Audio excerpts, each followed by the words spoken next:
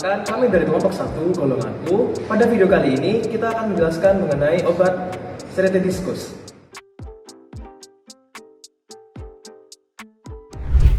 Untuk indikasinya, Seretidiskus diindikasikan untuk pengobatan asma secara teratur dan juga Seretidiskus di sini juga diindikasikan sebagai untuk pengobatan gejala PPOK. PPOK di sini itu singkatan dari penyakit paru obstruktif kronik dan yang memiliki riwayat eksaserbasi yang biasanya itu disebut pemburukan gejala pernafasan yang berulang. Asma dapat disebabkan oleh dua faktor, yaitu faktor eksternal dan faktor internal.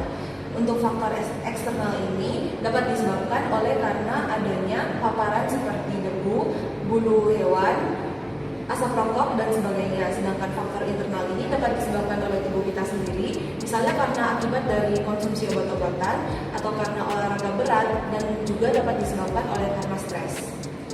Nah, bagaimana sih proses terjadinya asma di dalam tubuh kita itu? Nah, seperti yang sudah dijelaskan kakaknya tadi, proses terjadinya asma di dalam tubuh kita itu dimulai dengan masuknya alergen ke dalam tubuh kita. Nah, contohnya alergen itu apa sih? Contohnya adalah asap, rokok, debu, dan segala macamnya. Nah, jadi alergen ini akan memicu yang namanya mediator inflamasi. Mediator inflamasi itu contohnya apa? Contohnya adalah imunoglobulin, neutrofil, histamin, dan sebagainya. Nah, jadi mediator inflamasi ini akan menimbulkan terjadinya kontraksi otot polos pada saluran pernapasan kita. Nah, kalau misalkan otot polos di saluran pernapasan kita ini berkontraksi, akan menyebabkan terjadinya ekspresi mukus yang sangat banyak. Nah, ekspresi mukus yang sangat banyak ini akan menyebabkan penderitanya menjadi sering batuk-batuk.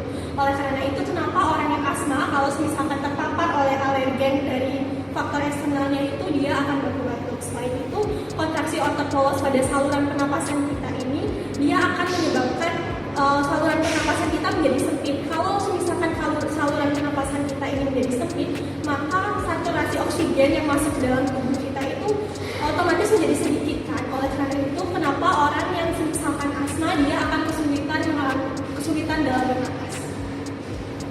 Nah, di sini saya akan menjelaskan mengenai kelebihan dari obat Seretidiskus. Seretidiskus ini didesain seperti ini agar pengguna ataupun pasien ketika mengalami sesak napas bisa segera teratasi.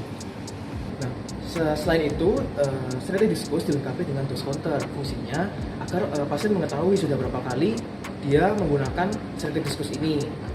Kemudian pasien juga bisa mengetahui dosis sekali hirupnya. Untuk pemakaiannya, pertama-tama kita cuci tangan terlebih dahulu. Di sini ada beberapa bagian dari obat Seretidiskus.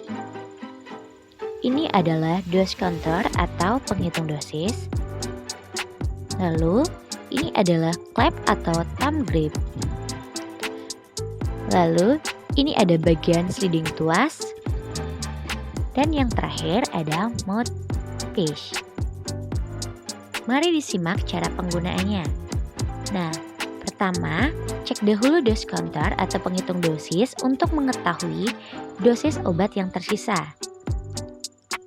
Angka pada dose counter yang baru dimulai pada angka 60 dan berakhir pada angka 0, yang berarti tidak ada lagi dosis atau obat di dalam diskus inhaler.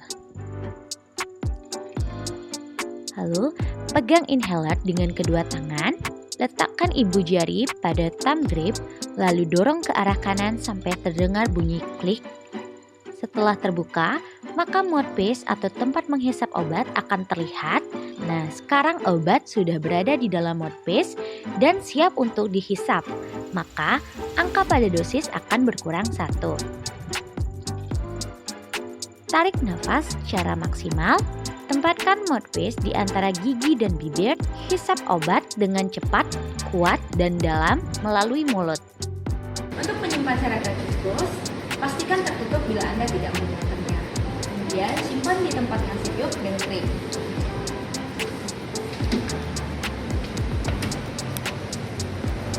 Dan dipastikan untuk terhindar dari paparan sinar matahari dan dijauhkan oleh jauhan anak-anak.